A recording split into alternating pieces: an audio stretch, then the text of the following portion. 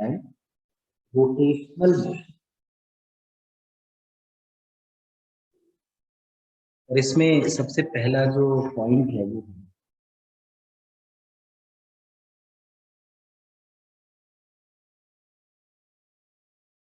Centre of mass. What do we mean by centre of mass? लिख लेते हैं, it is N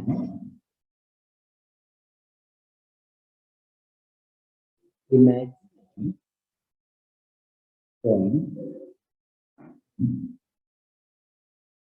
which the total mass of the system is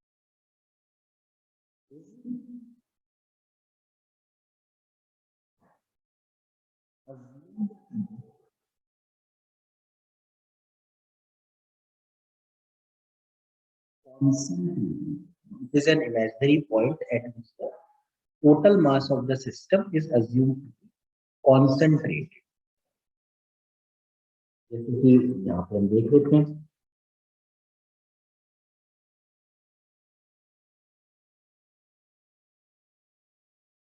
ये मान लीजिए ये x, ये y, ये z, एक पार्टिकल है, इसका मास है m1 और इसके कोऑर्डिनेट्स हैं x1, y1, z1। दूसरा पार्टिकल है, उसका मास है m2 और उसके कोऑर्डिनेट्स हैं x2, y2, z2। फिर कोई तीसरा पार्टिकल है, मास m3 और उसके कोऑर्डिनेट्स हैं y3, z3। तो इन तीनों का जो सेंटर मास है वो इन तीनों को जोड़ने वाली जो बाउंड्री, उसी बाउंड्री पर कहीं होगा बीच। और सेंटर ऑफ मास कोऑर्डिनेट्स हम लिख सकते हैं एक्सियम, वाईसीएम, जेडसीएम। तो जो एक्सियम हो वो होगा m1 plus m2 plus m3 m1 plus m2 plus m3। इसी तरह से वाईसीएम ये हो जाएगा m1 y plus m2 y2 plus m3 y3 m1 plus m2 plus m3। और जो जेडसीएम होगा वो होगा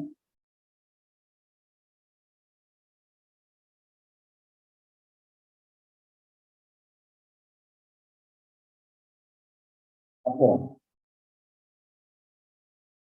m1 प्लस m3।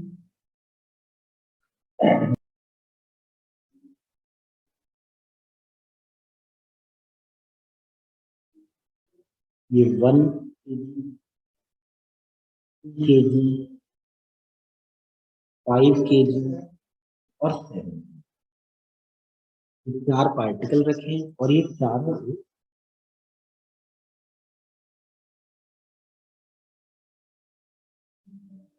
स्क्वायर की वर्टिसेस पे, और जो स्क्वायर है उस स्क्वायर की हर साइड है, ठीक है। तो हमसे क्वेश्चन पूछा है फाइंड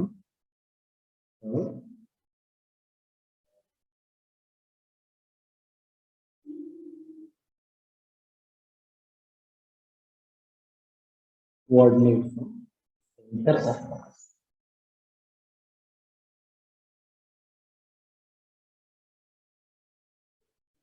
तो अब इसमें देखो क्या कर सकते हैं। सबसे पहले तो सबसे कोऑर्डिनेट्स लिखिए। जैसे 7 वाला कोऑर्डिनेट 0,0, 1 वाला उसमें x इंटू 0 है, लेकिन y की वैल्यू 3 है, 3 वाला है तो उसमें x दोनों भी 3 है, और जो 5 वाला है उसमें x 3 है लेकिन y 0 है।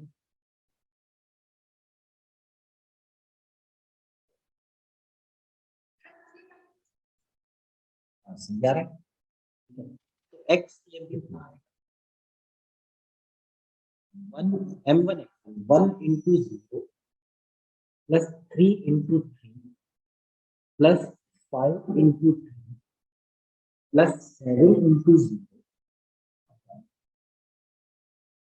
m1 plus m2 plus m3 plus m4, ये आ गया 1 इंटू 0 तो 0 हो गया, 3 हो गया 9, 5 हो गया 15, और नीचे 1 प्लस 3 4, 4 प्लस 5 9, 9 प्लस 5 16, ये बन गया 24/16, 8 2 जा और 3/2 आ गया next। और फिर y स्क्वायर कितना आ गया, ये आ गया m1 y1 यानी 1 into plus m2 y2 3 into 3 plus m3 y2 y3 to 0 plus m4 y upon m1 plus m2 plus m3 plus m4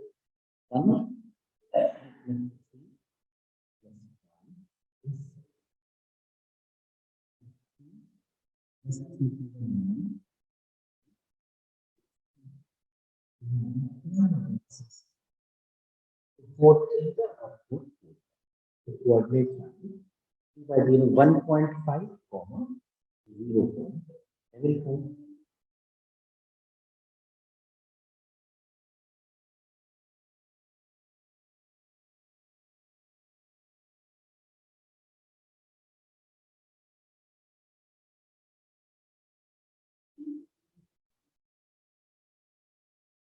तो ये ना 3 मास, एक है 1 kg का, एक है 3 kg का, और एक है 5, और ये 3 है।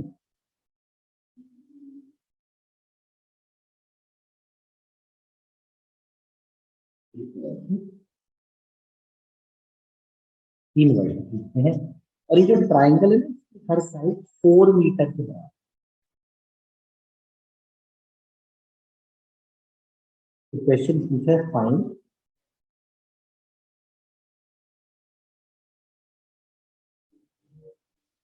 The centre of mass,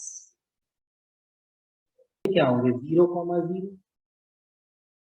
B के क्या होंगे 4,0 और 1 के क्या होंगे,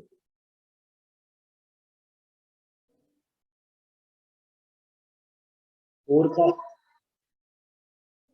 ये कितना आएगा, ये आएगा 4, ये 60 डिग्री होगा ना, तो 4 cos 60, और ये होगा 4 sin 60, इसके कोऑर्डिनेट क्या होंगे 4 cos 60 मतलब 1/2 और 4 sin 60 मतलब 3/2, ये बन गया 2,2। अब x ये आएगा m1 x यानी 5 into plus 1 into 2 plus 3 into 4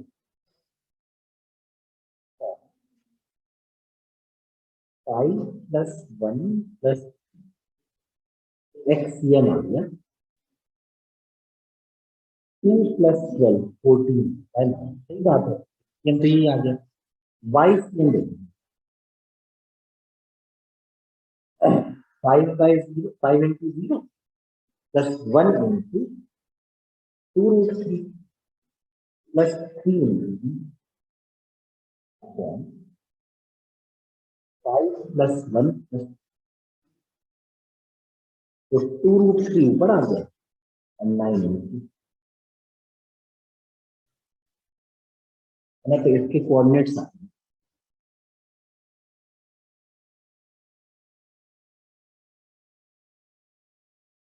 14/9 comma 2 root.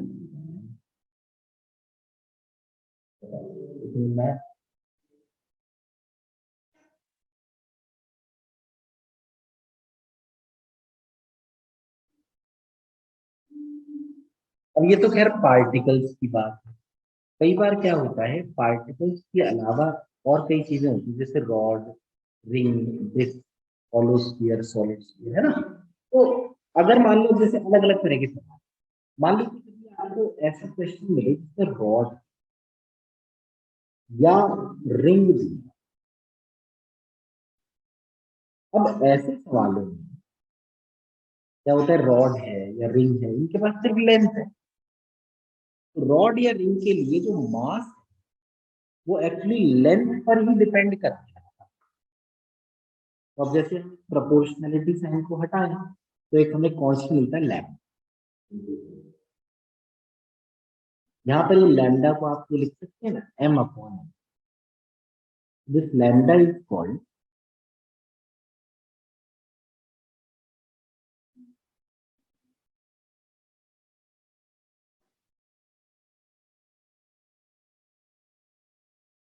मास पर यूनिट लेंथ, या इसको ये भी लिख सकते हैं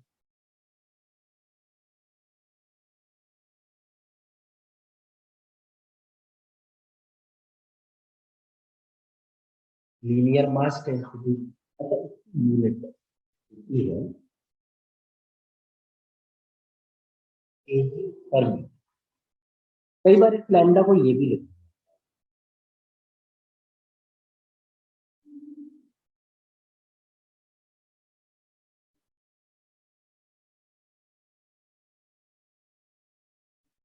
dm upon dx।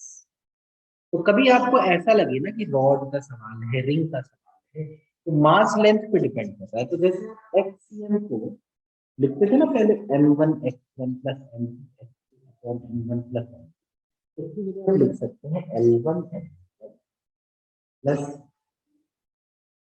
L2 L1 plus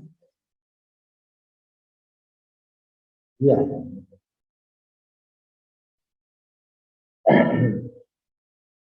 L1 x plus L2 x L1 plus L2। मतलब instead of mass we can put length. जैसे इस पर एक क्वेश्चन देख लो,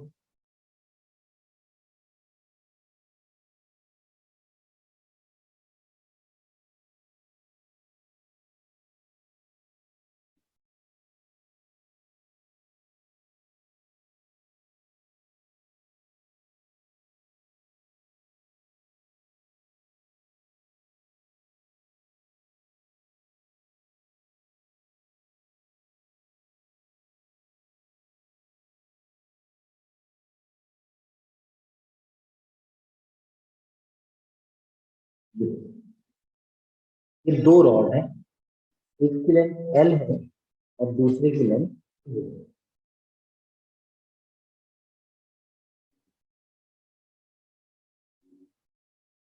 बस इनके बारे में और कुछ नहीं दिया, और ये कहा है फाइंड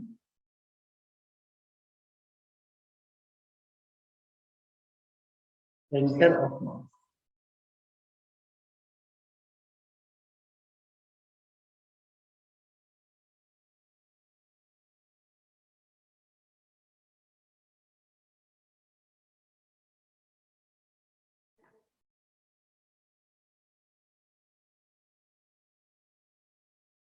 करके सबसे पहले तो ये बताओ कि जो ये एक्स वाली रॉड है इसका सेंटर ऑफ मास कितना है, सेंटर पे, यानी इसकी कोऑर्डिनेट्स क्या होंगे, L/2, 0। अच्छा, जो वाई वाली रॉड है इसके कोऑर्डिनेट्स कहाँ होंगे, इसके सेंटर पे, कितने होंगे, x0, वाई के लिए L होगी। अब एक्स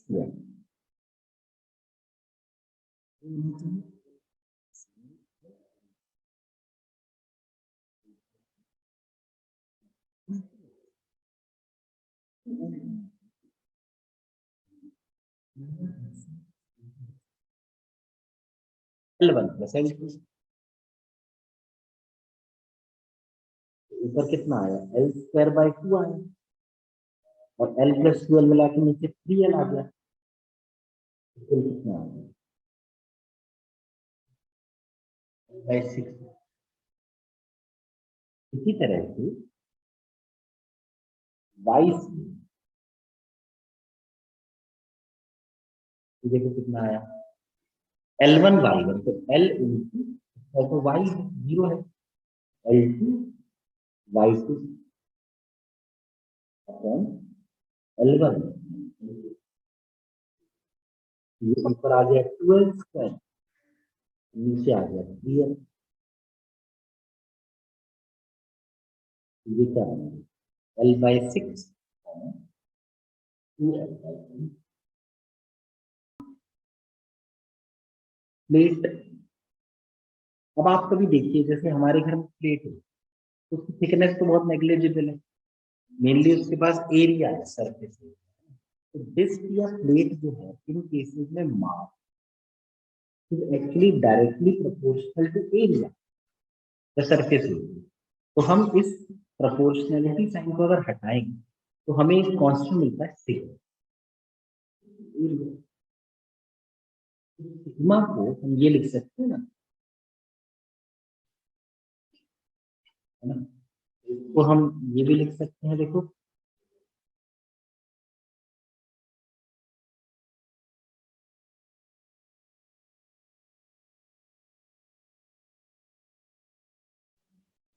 सरफेस मास डेंसिटी, और चाहो देखो ये भी लिख सकते हो सिग्मा को।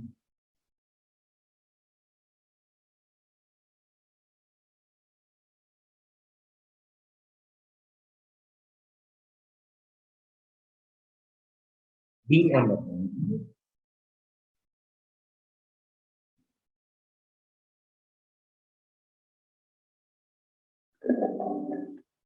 कभी अगर डिस्क का या प्लेट का सवाल आता है ऐसे में क्या करना चाहिए कि हम एक्ससीएम को ये भी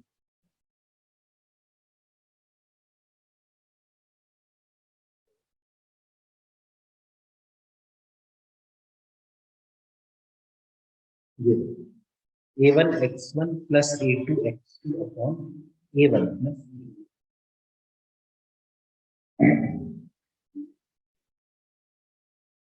जैसे ये क्वेश्चन इसमें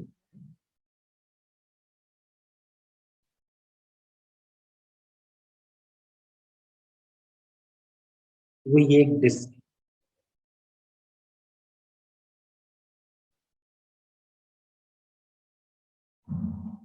इसका रेडियस है और इसके ऊपर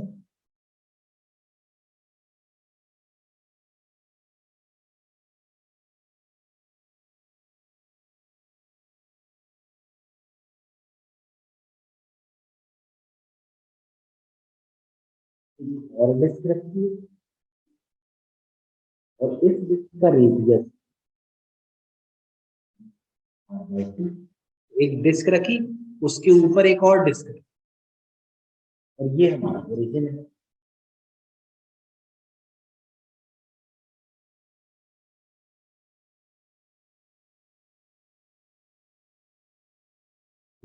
ओरिजिन है, तो हमसे क्वेश्चन पूछा है फाइंड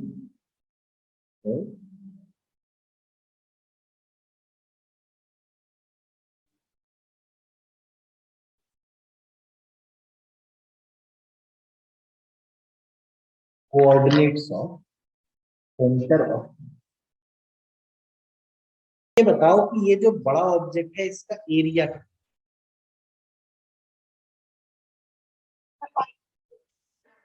और ये जो छोटा ऑब्जेक्ट है इसका कितना एरिया?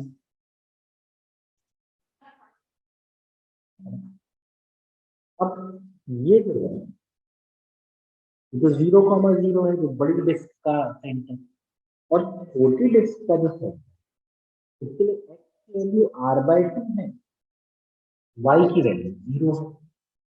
समझ में आया? तो जो x r/10 आएगा, xcm आएगा A1 तो r² है, और x1 कितना है 0। A2 है पाई r स्क्वायर बाय 4 और x2 है r by 2। A1 x1 plus A2 x A1 plus A2।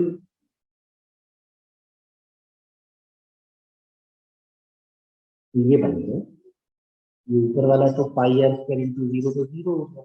ये हो गया pi r cube 4 to the 8 pi r square plus pi r square तो यहाँ पे 4 आ गया। 4 pi r square plus pi 5 pi r square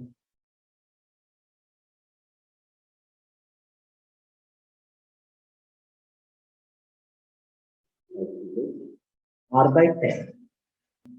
यह है डिस्क का रेडियस आर है और एक स्क्वायर प्लेट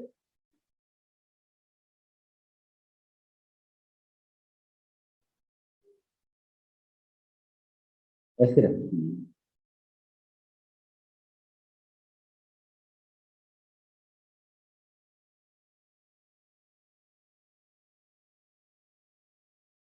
ये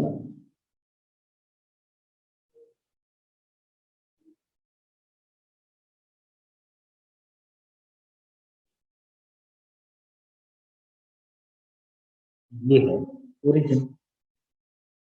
तो क्वेश्चन पूछा है फाइंड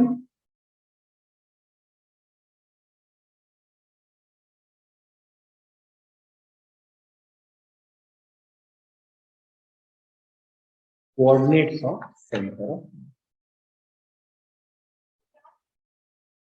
देखो इसमें क्या है, ये ओरिजिन इसके कोऑर्डिनेट्स क्या माइनस आर कॉमा 0 और इस सेंटर के कोऑर्डिनेट्स क्या होंगे आर कॉमा 0। इसका एरिया डिस्क का पाई आर स्क्वायर और प्लेट का कितना 2r into 2r 4r square. तो हम लिखेंगे x A1 x1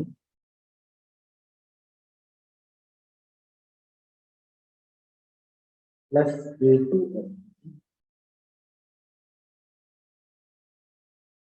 upon A1 plus A2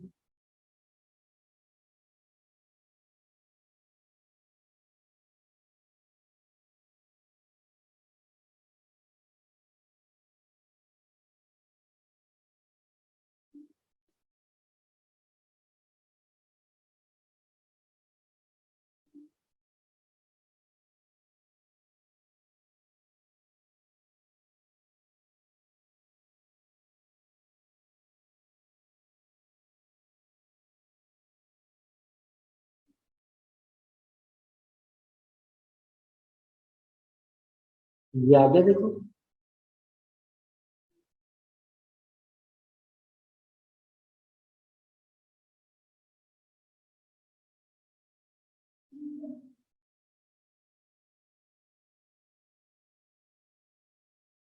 centre of mass of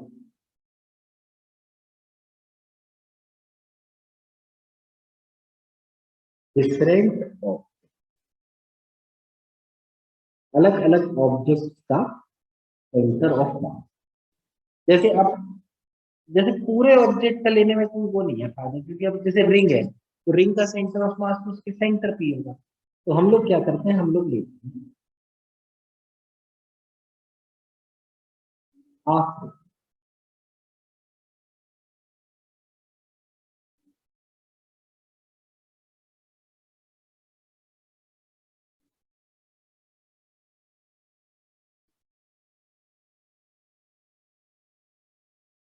अगर हम लोग आधा लेंगे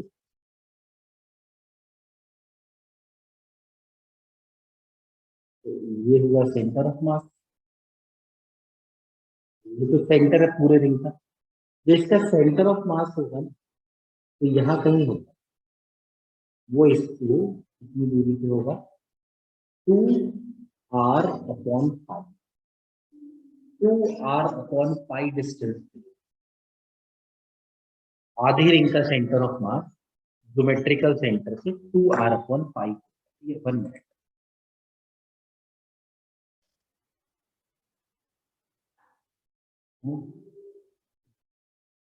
ज्योमेट्रिकल सेंटर जो होता है पूरी रिंग। अब जैसे आधी डिस्क है,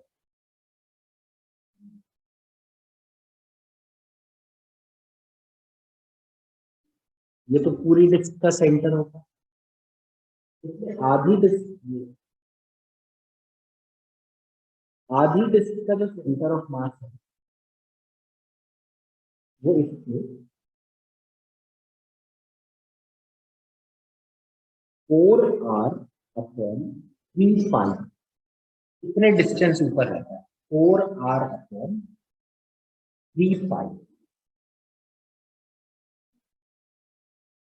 हाफ डिस्क। इसी तरह से एक और होता है हॉलो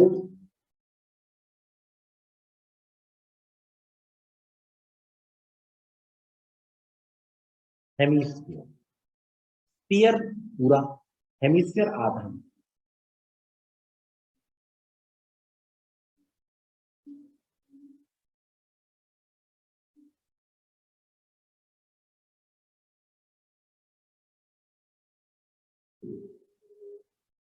हॉलो हेमिस्फीयर, इसमें अगर पूरा रेडियस r है जैसे, इसका सेंटर ऑफ मास होता है, तो इसके ज्योमेट्रिकल सेंटर से r/2 डिस्टेंस ऊपर, r/2। अच्छा, हॉलो हेमिस्फीयर के बाद अगला हुआ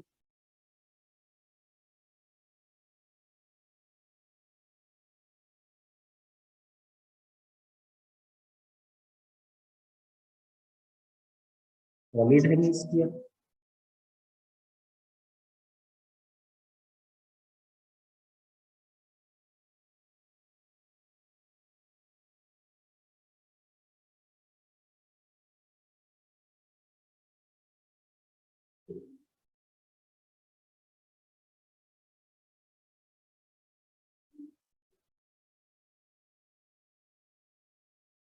तो ये है रेडियस इसका r। तो ये ज्योमेट्रिकल सेंटर, इसके जो सेंटर ऑफ मास है वो 3r/8 डिस्टेंस ऊपर, ज्योमेट्रिकल सेंटर से 3r/8 डिस्टेंस ऊपर होता है सेंटर ऑफ मास। इसके बाद अगला है हॉलो कोन। ये देखो, ये एक हॉलो कोन है,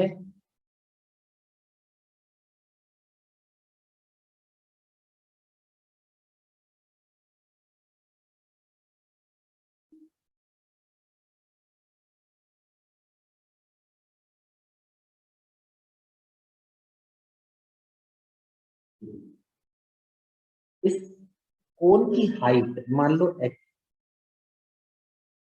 तो इसका जो सेंटर ऑफ मास होगा ना वो इसकी बेस से h/3 ऊपर होगा, h/3। फिर है सॉलिड कोन।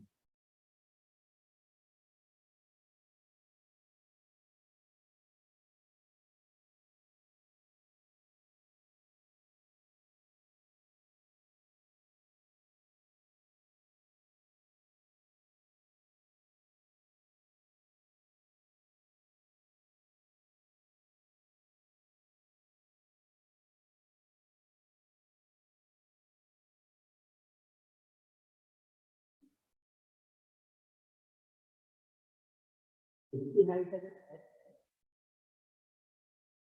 तो इसका जो सेंटर ऑफ मास है वो बेस से h/4 हाइट पर। तो ये 6 ऑब्जेक्ट के सेंटर ऑफ मास आप याद करके रखिए। जैसे कि कई बार में किसी बड़े ऑब्जेक्ट में से एक छोटा ऑब्जेक्ट कट करके बाहर निकाल, यहाँ लिखते हैं अगला, इफ और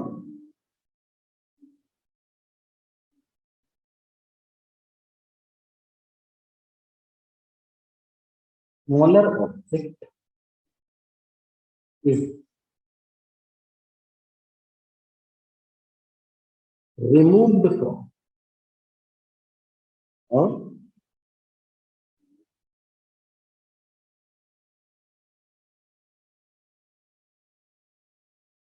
larger object, मतलब कि ना कुछ ऐसा हो गया,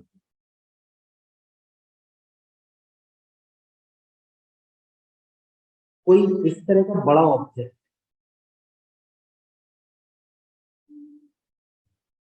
अब इस बड़े ऑब्जेक्ट का सेंटर ऑफ मास यहाँ कहीं होगा, इसको लिखते हैं m1। अब इसमें से हमने क्या किया, हमने ना एक छोटा ऑब्जेक्ट ये कट करके बाहर निकाल दिया। अब जो हमने कट किया उसका सेंटर ऑफ मास हुआ m2, तो बाकी तो बचा वो ये बचा ना, देखो ये देखो,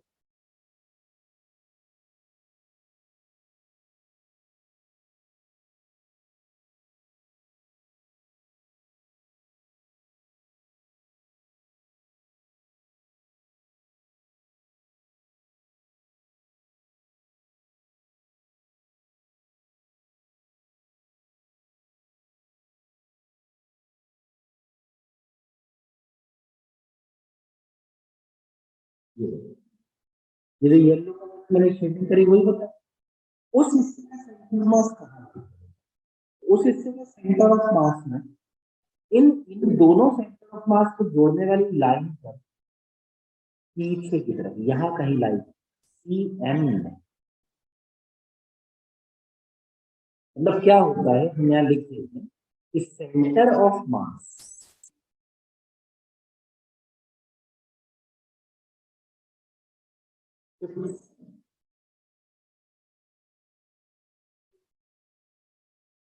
बैकवर्ड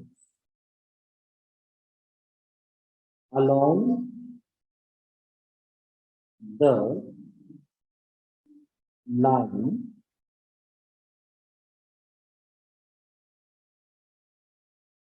joining the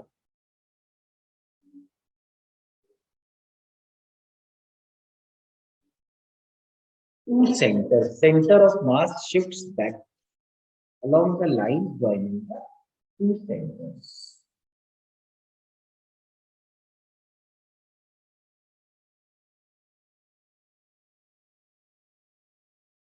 और जैसे अगर निकालना हो ना एक्ससीएम, तो जो बड़ा ऑब्जेक्ट था जिसका कि मास सेंटर मास आपने CM1 लिया था, उसका मास मान लीजिए M1, उसमें से छोटा पार्ट कट करके बाहर निकाला, उसका मास मान लो M2, तो हम लिख सकते हैं M1x1 minus M2x2 M1 minus M2। ये तब लगाना है जब बड़े ऑब्जेक्ट में से छोटा ऑब्जेक्ट कट करके बाहर निकलना है। जैसे अब ये देखो, ये एक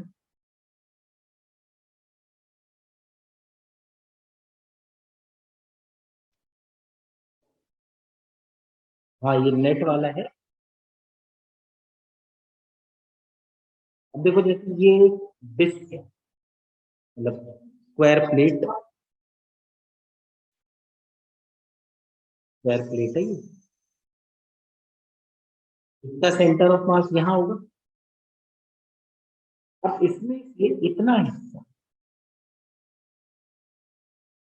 कट करके निकाल दिया, यानी ये हो गया इमेज। अब जो हिस्सा कट करके निकाला उसका सेंटर ऑफ मास तो यहाँ होगा ना, तो पूरे ऑब्जेक्ट की सेंटर ऑफ मास को CM1 कहते हैं, छोटे ऑब्जेक्ट इसको CM2 कहते हैं। तो दोनों को जोड़ने वाली लाइन पीछे की तरफ यहाँ, ये होता है CM। ये इसमें डिस्क है,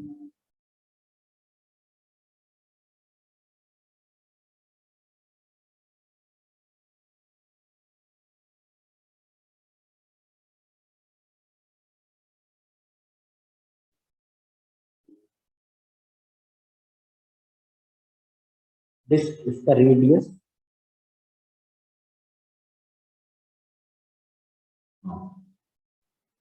और एक दूसरी डिस्क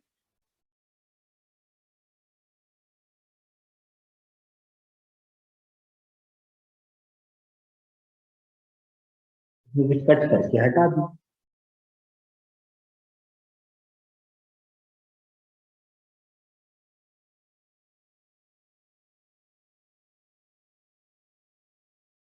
ये हिस्सा बच गया, ठीक है। इसका रेडियस r/2, हमसे पूछा है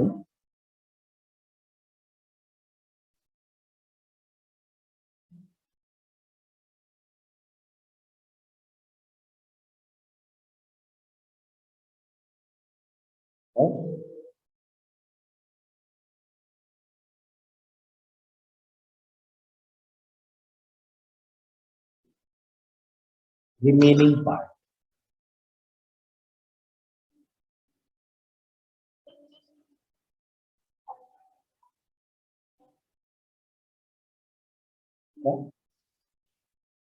-r/6 आएगा, यानी आपको सही, क्योंकि जैसे जो बड़ा है, अब बड़े ऑब्जेक्ट जो पूरी डिस्क थी उसका एरिया तो ये था, और जो एक छोटी डिस्क है जिसको काट के बाहर निकाला, एरिया तो ये है। अब बड़े का सेंटर ऑफ मास 0,0 और छोटे का सेंटर ऑफ मास r/2,0। हम लोग ये लिखते हैं ना, एक्स एन को देखो, m1 a1 into x1 minus a2 into x2 upon a1 minus a, x ये मान -5 r की पावर 3/8 और πr² माइनस πr² का कितना हो गया 3/2 πr, पाई से पाई कट गया, माइनस ऊपर r² नीचे r की नीचे r आ गया 2 3 है, तो -r/6।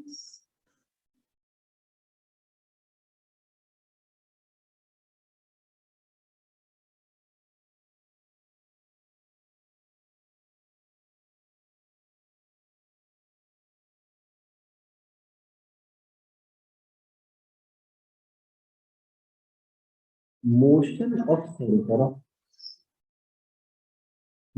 सेंटर ऑफ मास में एक सबसे पहला पॉइंट है ये,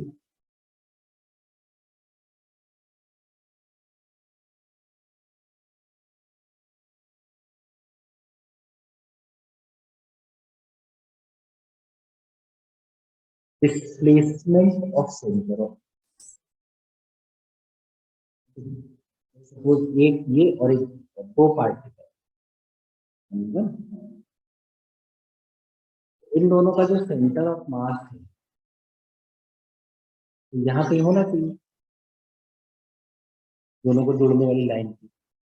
अब मान लीजिए पहला पार्टिकल इधर, यहाँ दूसरा कुछ इधर चला गया,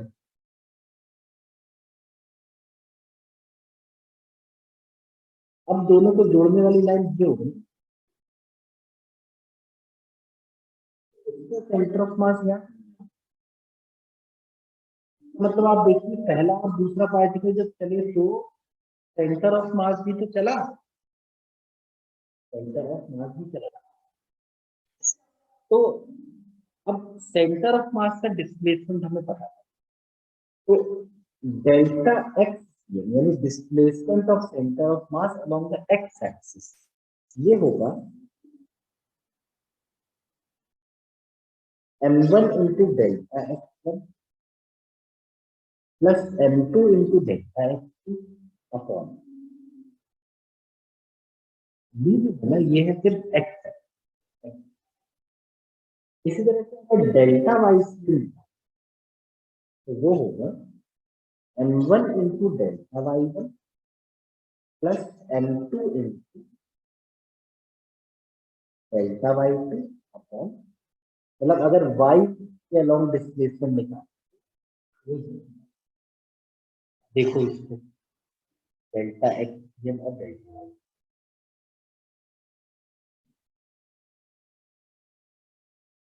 और इसमें कोई डाउट तो नहीं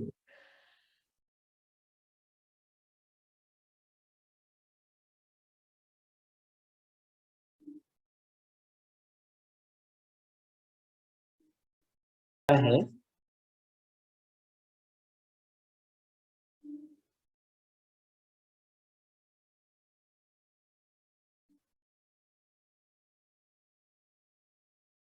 वेलोसिटी ऑफ सेंटर, ये जो वेलोसिटी ऑफ सेंटर ऑफ मास है ना v, इसको हम लिख सकते हैं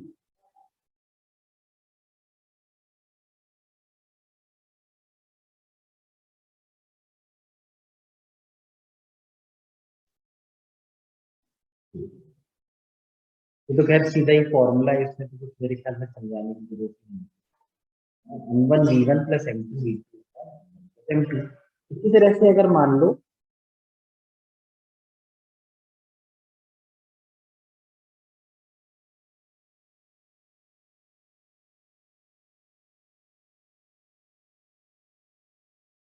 acceleration of centre of mass की बात की जाए, ए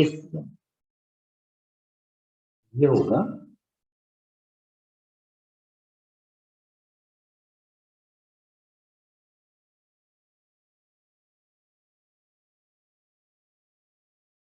m1 a1 plus m2 a2 upon m1 plus m2।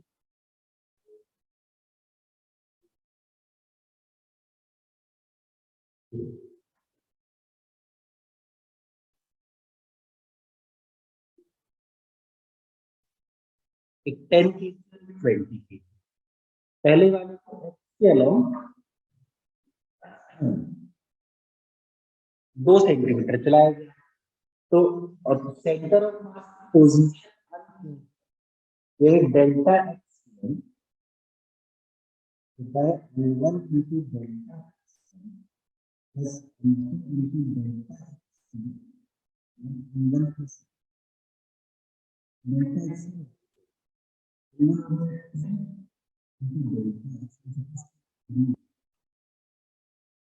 into 2 plus m2 हो गया 20 into delta x upon m1 plus m2, zero is equal to आ गया 20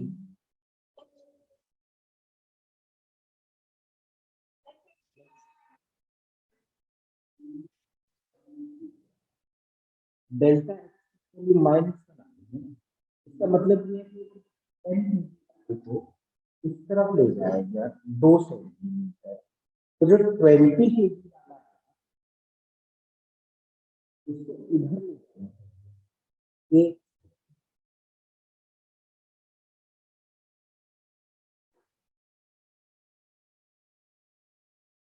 अच्छा अगला देखो,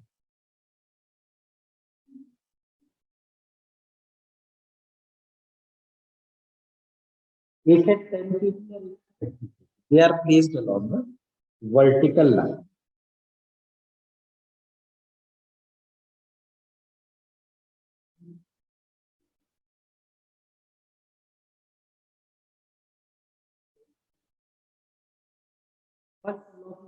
वो height of 7 centimetre.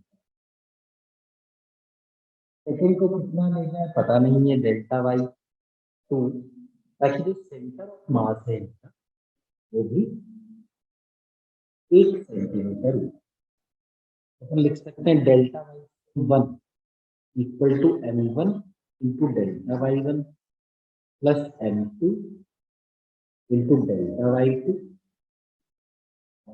m1 m2 10 plus 30 यानी 40 की वैल्यू आ गई 70 plus 30 delta Y, 30 delta Y value minus 30 आ गई, तो डेल्टा वाई टू कितना माइनस, मतलब इसको ना नीचे की तरफ 1 सेंटीमीटर, समझे ये वाला पॉइंट।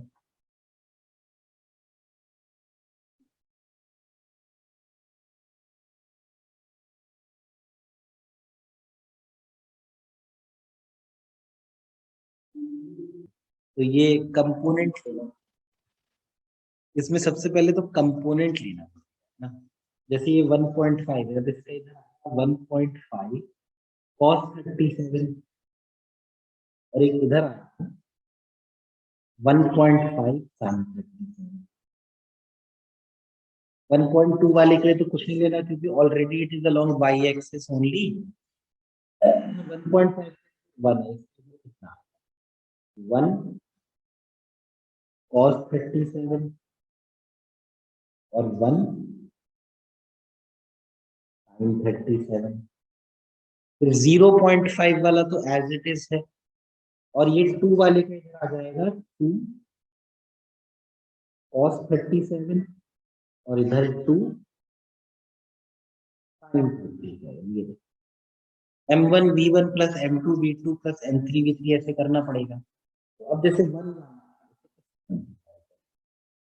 माइनस 1.5 cos 37, फिर 1.2 वाला है, उसकी कोई वेलोसिटी नहीं, फिर 1.5 वाला उसकी एक्स में वेलोसिटी,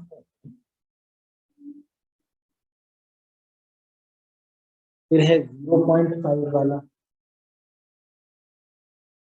उसकी एक्स में वेलोसिटी, और फिर 1 वाला उसकी भी एक्स में वेलोसिटी। तो हमने देखो सारे जो m1v1 कर दिया, अब divide m1 plus m2 plus m3 ऐसे करना पड़ेगा, तो 1 प्लस 1.2 ये 2.2 हुआ, 2.2 प्लस 1.5 3.7, 3.7 प्लस 0.5 4.2, 4.2 प्लस 1 5. तो वी एक्स आया, तो ये है -1.5 cos 37, ये हो गया -1.5 cos 37 plus 1.5 plus 2 cos 30 upon, आप बोलो।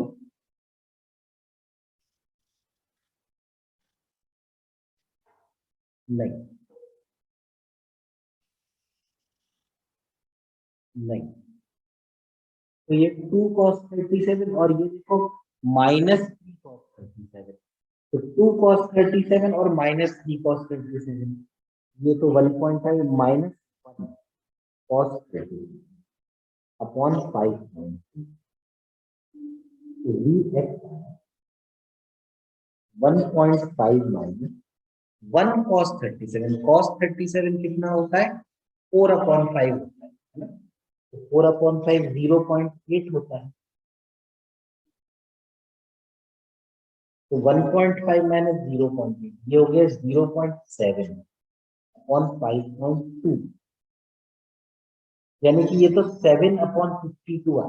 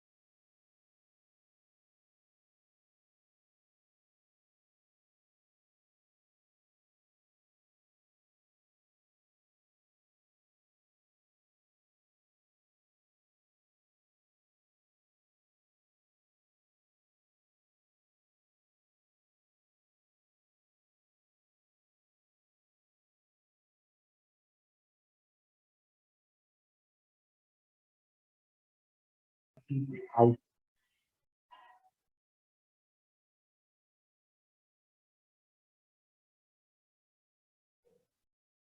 जैसे acceleration of centre of mass, तो acceleration of centre of mass के लिए फॉर्मूला था m1a1 plus m2a2 upon m1 plus m2 वाला। तो इसका देख लो क्वेश्चन, एक तो ये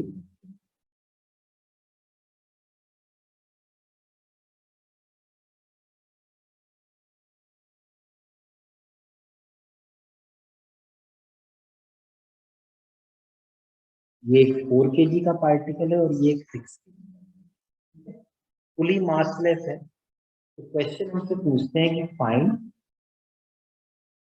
acceleration of centre of mass of both. पहले तो सबसे पहले तो आप ये देखिए कि जो 6 है इसकी पुलिंग फोर्स लग रही है, 4 वाले पर 40 लग रही है, तो पुलिंग फोर्स किसकी ज्यादा है?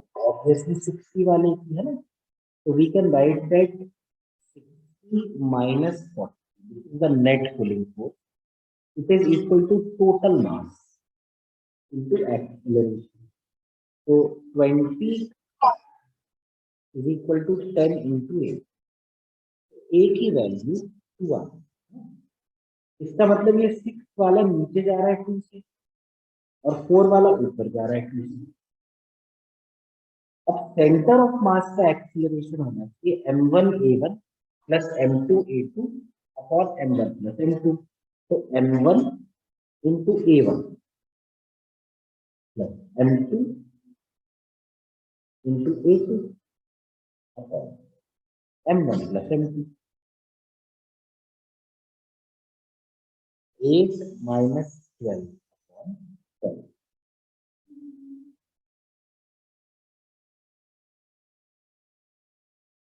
minus 0.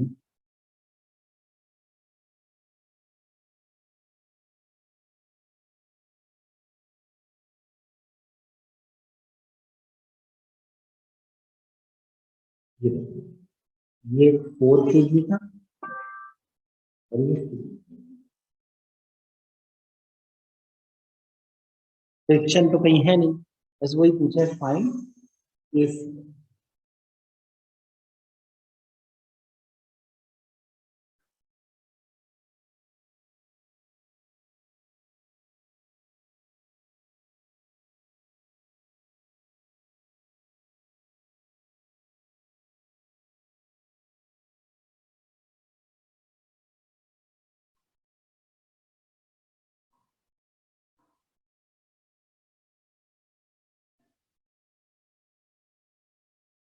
ये क्या है ना, सही है। आई कैप जे कैप है आंसर, बिल्कुल सही बात है। क्योंकि देखो वैसे पुलिंग फोर्स वाले से करो तो ये 60 आ गया, तो 60 इज इक्वल टू 10 इंटू 8। तो ए की वैल्यू 6 आ, मतलब ये इधर जा रहा है 6 से और ये इधर जा रहा है 6 से।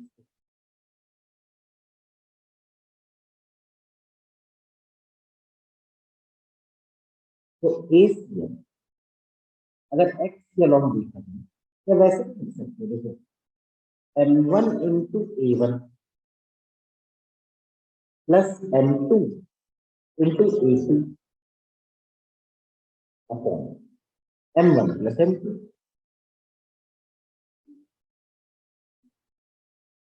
तो ये आ गया 24 आ गया माइनस 36।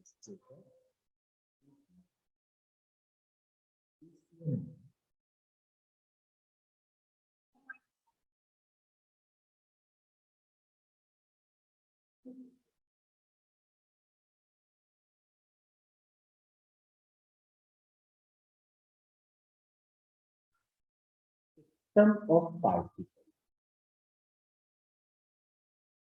देखो सपोज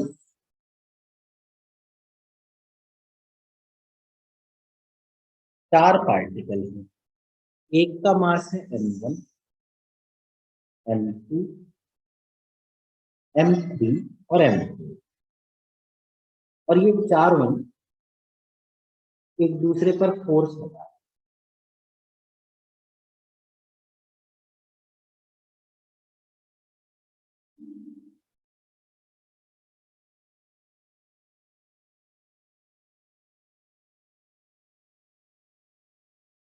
जैसे कि 1 है तो 1 पर 2 भी फोर्स लगा रहा है, 3 भी फोर्स लगा रहा है और 4 भी फोर्स लगा रहा है। तो एक फोर्स ये बन गई F12, वो फोर्स जो 1 पे लगी और 2 ने लगाई। ऐसी एक और हो गई जो 1 पे लगी और 3 ने लगाई। ऐसी एक ये है जो 1 पे लगी और 4 ने लगाई। अब 2 को देखो, 2 पे देखो एक ऐसी F21, एक F23, एक F23 को देखो, 3 पर एक 1 ने फोर्स लगाई, 2 ने फोर्स लगाई, 4 ने लगाई। F31, F32 और F34 को देखो, 1, 2 और F41, F42 और F42, कुल मिलाकर 12 फोर्स है। अब आपको एक बार मैंने पहले भी बताया था कि जो सिस्टम होता है, सिस्टम का मतलब होता है ऑब्जेक्ट्स अंडर कंसीडरेशन। अब यहाँ पर अच्छा, हमारी जो मर्जी हम सिस्टम माने, कोई इसमें हमसे ये नहीं कह सकता कि किसको सिस्टम क्यों लिया, उसको क्यों नहीं लिया। तो हमने सपोज अपना सिस्टम माना 1, 2 और 3, इन तीनों, 4 को नहीं माना, तो हमारा सिस्टम ये है।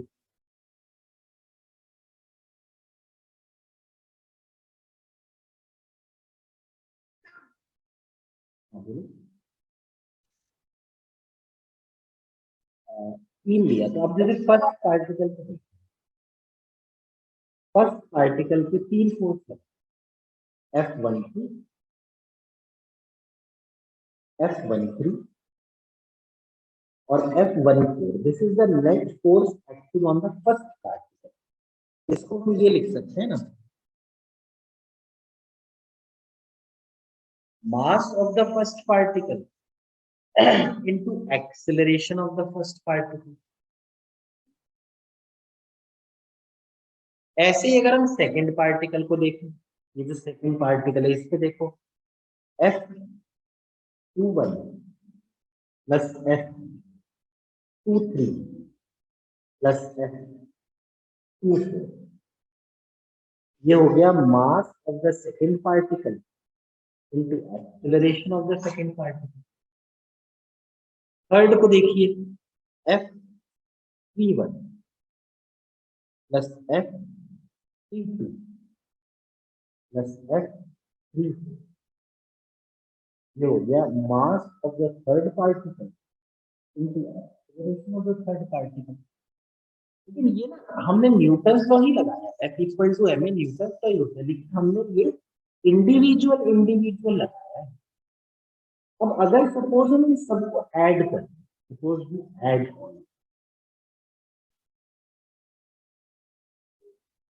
तो आप देखिए F12, ये वो फोर्स है जो 1 पर 2 ने ली, और यहाँ पर F21 भी है, ये वो है जो 2 पर 1 ने लगाई।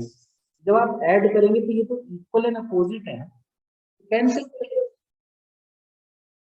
F13 को देखिए आप, F31, अब F14 को कैंसिल करने के लिए कोई F41 नहीं है यहाँ पे, तो वो बना रहेगा।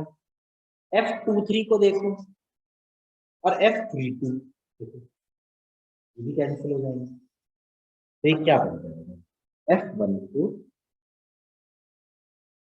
प्लस F24 प्लस F3, ये हुआ ना। पहले ऑब्जेक्ट पर जो चौथे ने फोर्स लगाई, दूसरे ऑब्जेक्ट पर जो चौथे ने फोर्स लगाई, और तीसरे पर जो चौथे ने लगाई, ये इक्वल टू आता है M1A1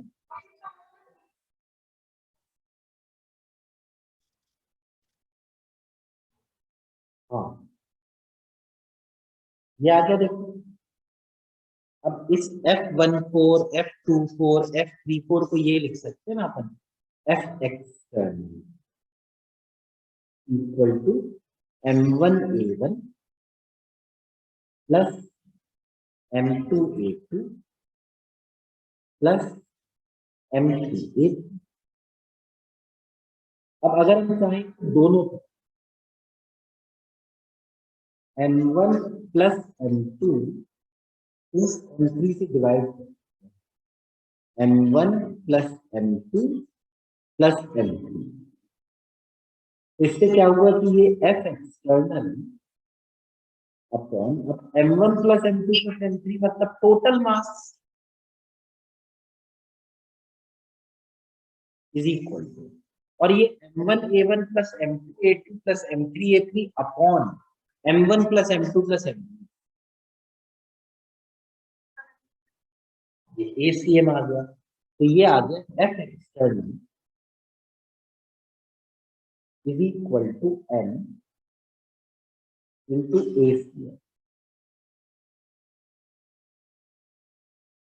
ये है न्यूटन का second law for a system of particle. पहले इसको copy,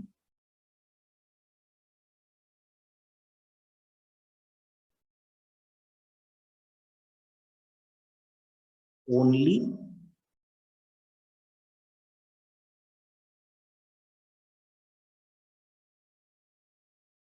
external forces can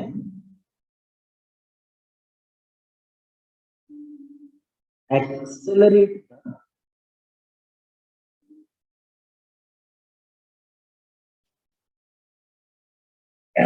center of mass.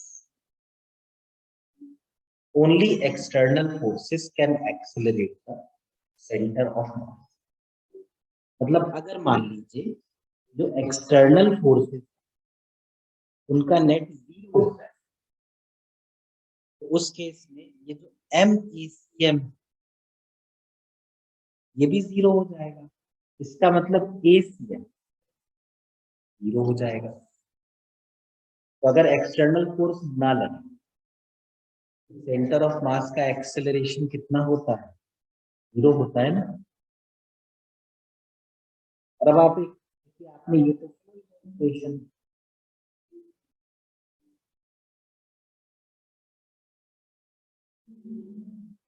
the final velocity of center of mass is equal to initial velocity of center of mass plus acceleration of center of mass। अगर ACM zero हो जाए तो VCM और UCM एक दूसरे के बराबर हो जाएंगे। तो अगर तो इसका मतलब सेंटर ऑफ मास की जो वेलोसिटी वो सेम रहेगा। ये वाला पॉइंट क्लियर हुआ। अगर एक्सटर्नल फोर्स जीरो हो तो सेंटर ऑफ मास की वेलोसिटी सेम रहेगी। अब एक और चीज देखिए, सेंटर ऑफ मास की वेलोसिटी का मतलब ठीक है, जैसे कोई अब ये कहे कि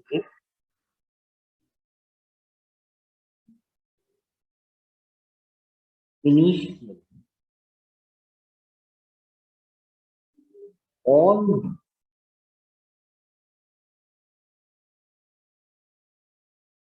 पार्टिकल ऑफ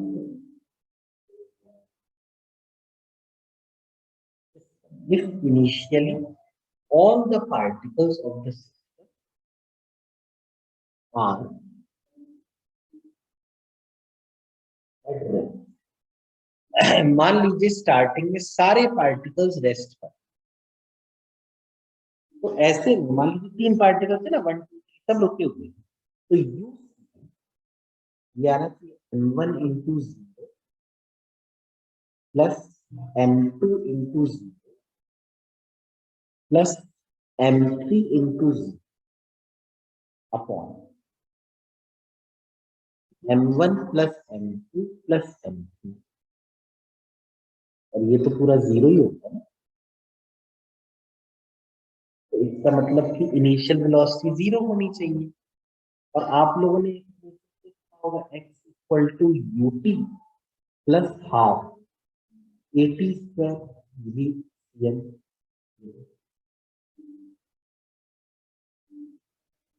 तो अब देखो सेंटर ऑफ मास का एक्सेलरेशन जीरो, क्योंकि एक्सटर्नल फोर्स लग नहीं रही, सारे पार्टिकल रुके हुए हैं, तो सेंटर ऑफ मास की वेलोसिटी भी जीरो, तो ये भी तो जीरो आना चाहिए। मतलब कि सेंटर ऑफ मास का डिस्प्लेसमेंट ये जीरो होगा। एक्चुअली ऐसे पढ़ के ना उतना क्लियर नहीं था, लेकिन मैं आपको पूरा इसकी समरी बताऊं। इसकी समरी क्या है कि to conditions must be valid. ठीक है, कौन कौन सी कंडीशन? टू कंडीशन, ये आपको बताना है। टू कंडीशन मस्ट बी, कौन कौन सी दो कंडीशन? सबसे पहली कंडीशन नो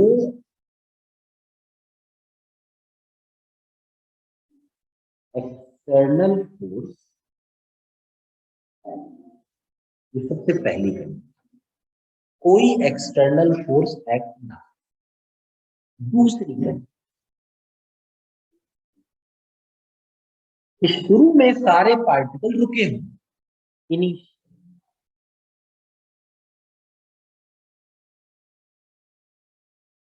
ऑल पार्टिकल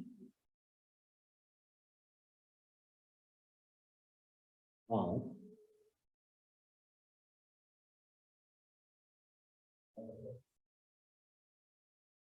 अगर ये दो कंडीशन एक साथ वैलिड हो जाए, कौन कौन सी दो कंडीशन? कि कोई एक्सटर्नल फोर्स ना लगे और शुरू में सारे पार्टिकल्स रुके हुए, तो फिर ऐसे में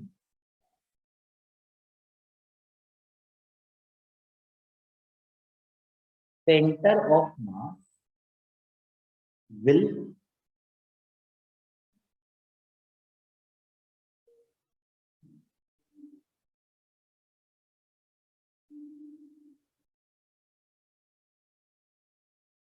ऑलवेज बी एट रेस्ट। मतलब उसका जो डिस्प्लेसमेंट है ना,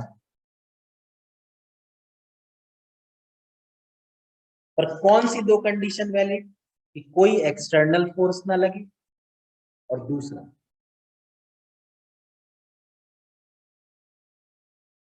सारे पार्टिकल शुरू में रुके हुए।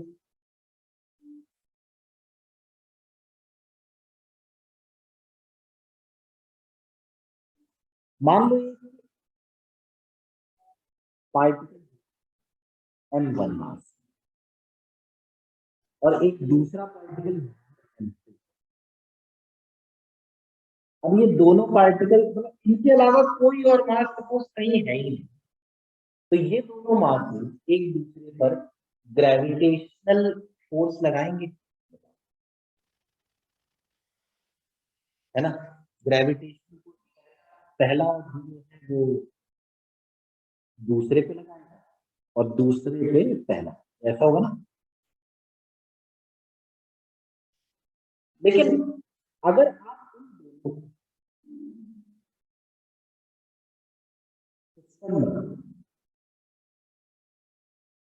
ये दोनों इंटरनल फोर्सेस, एक्सटर्नल नहीं रह गई, इसका मतलब पहली कंडीशन सेटिस्फाई हो गई। अब मान लीजिए कोई यहाँ पे ये लिख दे, mass are release from, masses are released from rest। तो दूसरी कंडीशन सेटिस्फाई हो गई कि शुरू में सारे पार्टिकल रुके हुए। अब अगर ये दोनों कंडीशन सेटिस्फाई हो जाए, तो सेंटर ऑफ मास का डिस्प्लेसमेंट हमेशा जीरो है ना। पहला पार्ट दूसरा भी चलता है, यहाँ कहीं दोनों टकरा जाते हैं, चलना बंद कर देंगे, लेकिन सेंटर ऑफ मास का डिस्प्लेसमेंट मान लो पहला पार्ट दूसरा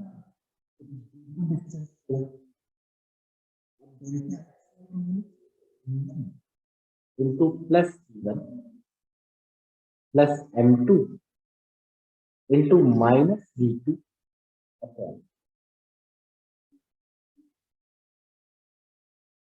ये लिखोगे ना, तो इससे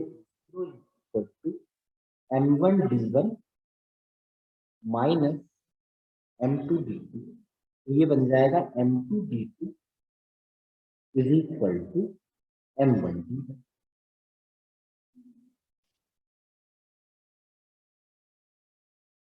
ये ना एक रिलेशन होता है जो हमेशा वैलिड रहता है कि पहला मास इंटू पहला मास जितना डिस्टेंस चला इज इक्वल टू दूसरा मास इंटू दूसरा मास जितना डिस्टेंस चला, जो ऑपोजिट, अगर कभी भी सेंटर ऑफ मास रुका रहे। एक 2 kg वाला पार्टिकल है और एक 5 kg वाला, और दोनों के बीच में जो डिस्टेंस है वो है 10 मीटर। 2 वाले पे 5 वाले ने फोर्स लगाई, 5 वाले पे 2 वाले ने फोर्स लगाई, 2 वाला इधर जाने लगा, 5 वाला उल्टा जाने लगा। पूछा है फाइंड डिस्टेंस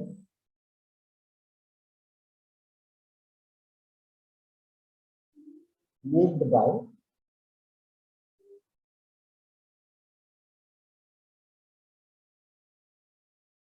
बोथ पार्टिकल, और ये भी ऐसे कुछ जाएगा और दोनों टकरा जाएंगे। सपोज ये इस तरफ अगर x चला तो ये इस तरफ कितना चला, ऑब्वियसली 10 माइनस, लेकिन जैसा कि हम लोगों ने पढ़ा है 2 into X is equal to 5 into 10 minus X, तो ये बन गया 2x is equal to 50 minus 5x।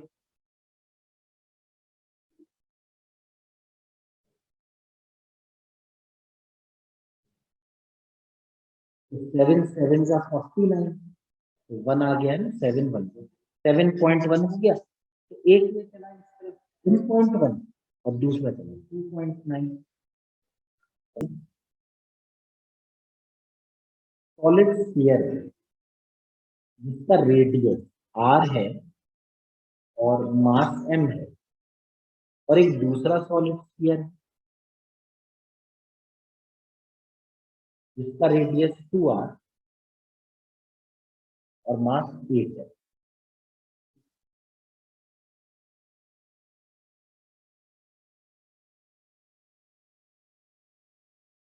और ये डिस्टेंस 10r। अगेन वही लॉजिक कि अपना जो म्यूचुअल ग्रेविटेशनल अट्रैक्शन है उसकी वजह से चल रहे हैं और टकरा गए, तो बताओ पहला कितना चलेगा और दूसरा कितना चलेगा।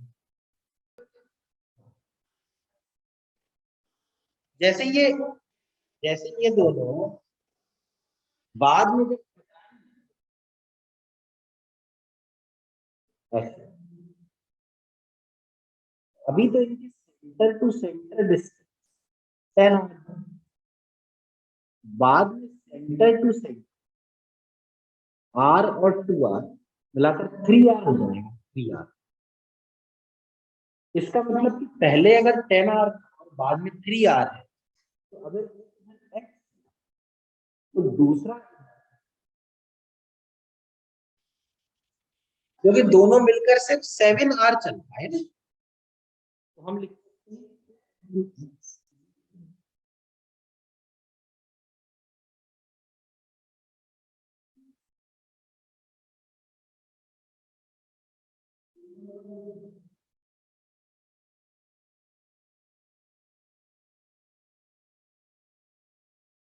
x आ गया 56 तो 9 9 9 7 69 54 2 आया 9 2 से 18 ये जो है 6.2 और ये वाला कितना था 0. ठीक है ना